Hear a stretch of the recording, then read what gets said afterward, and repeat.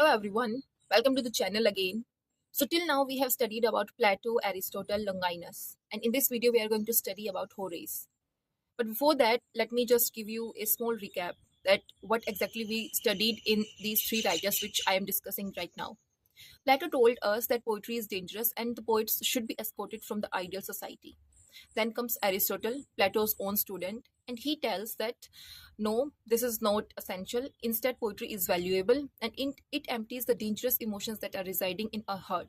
And he gave the two concept mimesis and catharsis, saying that these are the two concepts which exactly cleanses our emotions. Then comes Longinus. He asks the different questions. He doesn't ask that is it moral or immoral. He asks that what makes the poetry so great that it takes our breath away. He talks about the sublimity nature in the poetry. After that comes Horace, who talks quite differently. As he was a poet, so his issue and his way of seeing the things from all the three writers, the three critics we just studied, is different. He asked question that how do you write well? What is the craft? How should a writer actually write and behave? These were the questions or roundabout questions that were asked by Horace. But before that, we must know a little bit about Horace. So the full name was Horace. The full name of Horace was Quintus Horatius Flaccus. He was born in 65 BC in southern Italy, and he was a Roman poet. And he wrote odes, satires, and epistles. So his famous work is Ars Poetica, which is written in 476 lines in dactyl hexameter, and it is also known as the art of poetry. So the work which he has written, Ars Poetica, it is divided into three parts: poesis, poema, and poeta. In these parts, we study about the nature and the quality of the poet, forms and crafts and content of the poetry. These are the things which we studied in this part, in these sections which are divided and classified in Ars Poetica. So he wrote this work as a guide to a Roman family which was called Pisos, a father and two of his son who wanted to write poetry. And in having some of the reference as a poet, Horace wrote a guide to tell them and guide them that here is what exactly need to be done, here is what exactly you need to know, and here are the things that needs to be in the poetry to make it to make it look like in a certain way. These were the concerns of Horace. So, to understand the important concept about Horace and the Ars Poetica, there are few of the points which I have written down for you to understand very well that what exactly we are talking about for the exam perspective and for common perspective as well. So, the first part, the first term is dulce et utile. Dulce means enjoyable, utile means instructive. So Horace says that the literature should be enjoyable and instructive at the same time. Like he says that if a piece of work, piece of art which is there and provided to you, if it is only enjoyable and it is not instructing any of the people, any of the person who is reading the poem and the work, then it is like eating sweets with no benefits. And if it is utile, if it is only useful and instructive, and if the person who is reading it is not at all enjoying while reading that, then it is like a medicine with the bitter benefits. I mean, they would know that they have to take the medicine, but they will feel guilty all the time taking the medicine. They will feel bad, so there is no use of it. So the main point is the Horace want that whatever or whoever is trying to write poetry and the work, it should instruct and delight both at the same time. If any of this thing is missing in your work, then that is of no use. It is not doing its work properly. He also took an example of, or we can also take an example of best teacher in our life. So whenever we were in our school, whenever we used to study, there was a teacher, always, and every person has a one teacher to whom he or she feels that he is or she is the best teacher in my life, not because he or she taught you everything with the rote memorization or reading everything throughout the book, but because That teacher made us feel that everything can be learned through the enjoyable process as well, and there is a very sweet way of living the life as well. We all have that one best teacher in our life. This is the same thing which Horace is trying to portray, that how instruct and delight can have the benefits in our life. The second concept is unity and decorum. Now, what do you understand by unity and decorum? Decorum means appropriateness. That if writer, if a poet is working on anything, for example, if a tragedy is going on, then how can you add up on a comedy element in the peak of the tragedy? That is not appropriate. That is not the decorum of the poetry. If a comedy is being described, if a comedy is being portrayed, then you can't just tell anything about the tragedy all at once in the middle of the in the peak of the comedy. If a writer is writing about the young person, then the words the writer is using should match with the young person persona. If the writer is writing about the old person, then the words and the whole scenario should be matched with the old person. You can't take just old person and match your thoughts as a writer and just let the person, the old man, speak your words. That is not appropriate. If a young person is there, then he should talk like a young person. If a soldier is there, then he should talk like a soldier. He should not talk like a farmer.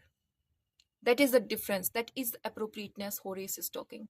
That whenever we are talking about unity and decorum, it should feel like that it is appropriate at the moment, the right thing at the right place and the right moment.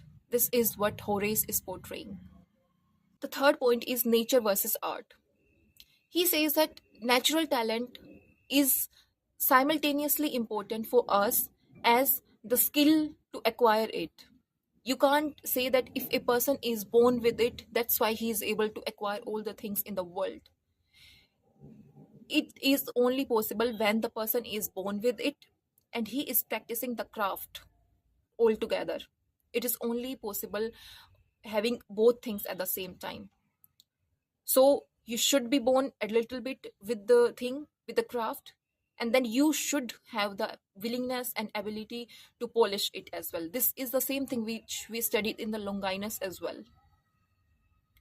Then the fourth point is revision, revision, revision.